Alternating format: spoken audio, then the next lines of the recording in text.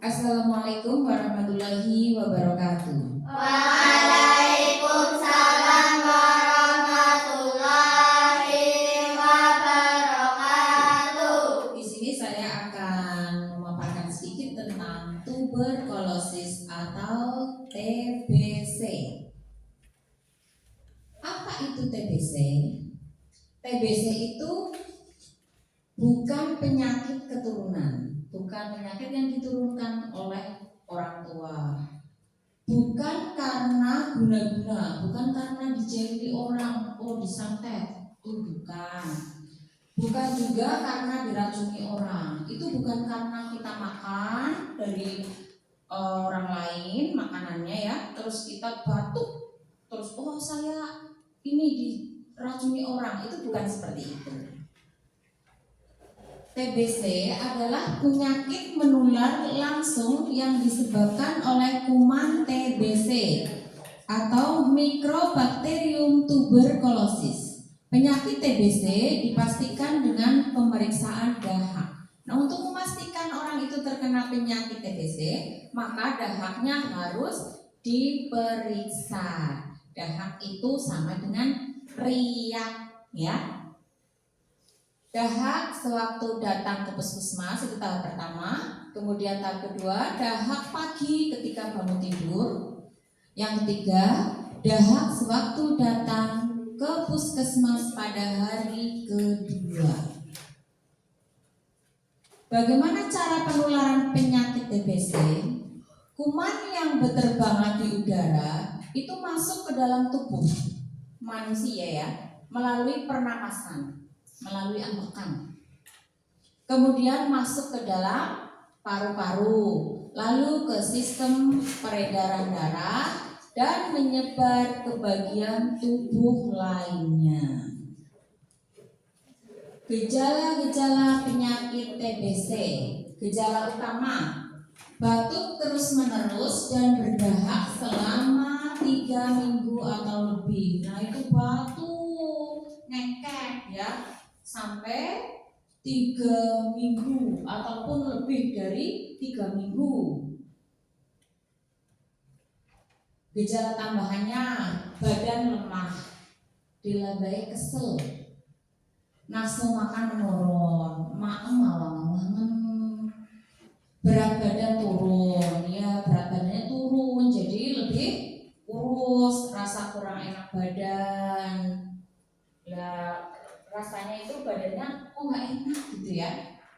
Berkeringat malam walaupun tanpa kegiatan, malam hari tidak berkegiatan itu keluar keringat, demam meriang lebih dari sebulan, badannya itu anget, panas tapi nggak panas banget gitu ya, itu lebih dari 1 bulan.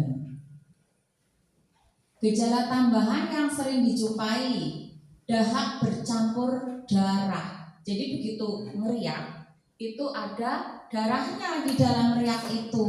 Kemudian batuk berdahak, sesak napas dan rasa nyeri dada, ambekannya dan dadanya terasa nyeri. Itu kalau mendapati kondisi seperti itu harus waspada ya. Pencegahan penularan untuk penderita TB. Bagaimana supaya TB itu tidak menular ke orang lain? Yang pertama, bagi pasien ini ya, minum obat secara teratur sampai selesai. Anjuran dokter minum obatnya secara teratur dan sampai selesai. Kemudian menutup mulut saat bersin atau batuk. Jadi kalau batuk itu begini ya, ditutup mulutnya. Bersin pun begitu, gitu ya, ditutup mulutnya. Yang ketiga, tidak meludah di sembarang tempat. Kalau meludah itu jangan di sembarang tempat ya. Yang keempat, meludah di tempat yang kena sinar matahari atau di tempat yang diisi sabun atau karbol atau Lysol. Jadi kalau meludah itu kira-kira ludahnya itu terkena sinar matahari, jadi bakterinya langsung mati. Atau di tempat khusus, misalnya kalau orang tua kan biasanya cuma tiduran di dalam rumah itu ya, dikasih tempolong itu kaleng. Nah, kalengnya itu diisi karbon, meludahnya di situ. Jadi bakterinya mati, tidak menyebar kemana-mana. Jemur tempat tidur bekas penderita secara teratur. Tempat tidurnya penderita itu dijemur secara teratur. Buka jendela rumah lebar-lebar agar udara masuk dan sinar matahari dapat masuk. Ya, jendelanya itu harus dibuka lebar supaya ada sinar matahari. Jadi sirkulasi udara itu terjaga. Kuman TBC akan mati apabila kena sinar matahari. Sekarang ayo berantas TBC dengan 3A. Anjurkan hidup sehat tanpa TB. Yang kedua, anjurkan penderita segera diperiksa dan awasi pengobatannya. Ya, sampai di sini ada yang ditanyakan? Ya, silakan Fadra. Kalau penderita TBC berbicara dekat kita, terus kita mencium baunya, itu menular atau tidak? Ya, kalau penderita TBC itu berbicara dengan kita, terus kita mencium baunya, itu menular atau tidak? Tidak, karena menularnya itu melalui percikan, ya, percikan airnya penderita atau melalui dahak. Ada lagi yang ditanyakan? Ya, silakan Kansia. Kalau melewati peralatan makanan, menular atau tidak? Misalnya gantian peralatan makan. Apabila peralatannya makanan itu sudah dicuci dengan sabun, insya Allah tidak menular. Ada lagi? Sania mau tanya? Ya, selanjutnya. Tuberkulosis resisten obat, MDR-TB, multidrug resistant tuberculosis, pengobatan TB yang gagal. Atau obat anti tuberkulosis. Menduga MDR-TB secara klinis. Pengenalan kegagalan obat secara dini.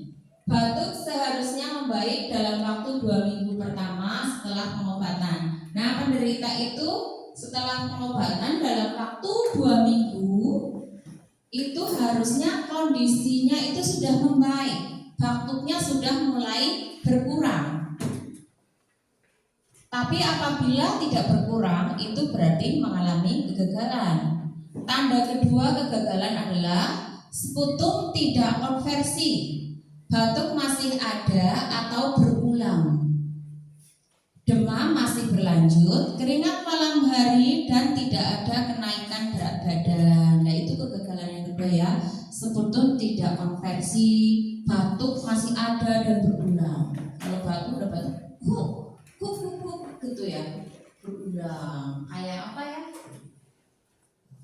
Kayak apa kalau batuk? Bredel gitu. Penyebab resisten obat TB pada penderita. Yang pertama itu tidak patuh minum obat. Sudah dianjurkan oleh dokter minum obat secara teratur, tapi tidak mematuhi minum obatnya, sering lupa, malah bersih. Reaksi terhadap adverse event dan efek samping obat. Masalah informasi, transportasi dan biaya, masalah sosial dan ketergantungan obat. Kriteria suspek TB yang pertama, kasus kronik atau gagal kategori 2. Tadi kan ada kategori 1, kategori 2. 2, pasien TB tidak konversi pengobatan ulang, dibuktikan dengan informasi dari register TB dan rekam medik. Nah, sudah selesai pengobatan pertama, harusnya datang lagi, tapi penderita tidak datang lagi. Yang ketiga, pasien TB yang pernah diobati termasuk pemakaian OAT, ini lini kedua seperti quinolone dan kanamisin, pengobatan non-DOTS. Yang keempat, pasien TB gagal pengobatan dengan kategori 1. 5. Pasien TB dengan hasil pemeriksaan dahak tetap positif setelah pemberian OAT, sisipan, pengobatan dan OAT kategori 1. 6. Pasien TB kambuh. 7. Pasien TB yang kembali setelah lalai setelah pengobatan kategori 1 atau kategori 2. Yang ke-8, suspek TB yang kontak erat dengan pasien TB MDR termasuk petugas kesehatan yang merawat pasien TB MDR. Itu ya. Dan yang 9 adalah kasus TB HIV. Lama pengobatan. Yang pertama fase intensif ditentukan berdasarkan hasil BTA dan kultur. Lama minimal yang direkomendasikan itu selama 6 bulan dengan paling sedikit 4 bulan sejak pasien menjadi BTA dan kultur. Fase lanjutan dengan 3 macam obat. Lama pengobatan keseluruhan selesainya 18 bulan, 1,5 tahun. Itu pengobatan setelah konversi, jadi lebih lama ya. Perpanjangan 24 bulan bisa dilakukan pada pasien dengan lesi paru yang berat dan luas. Nah ini apabila pasien tersebut mengidap penyakit paru. Sekarang jangan kucilkan mereka yang terkena TB. Dengan berobat teratur, penyakit TB dapat disembuhkan. Jika ada gejala-gejala TB, segeralah minta bantuan ke unit pelayanan kesehatan terdekat. Dan biayanya adalah gratis. Obat-obatan untuk TB bisa diperoleh di puskesmas.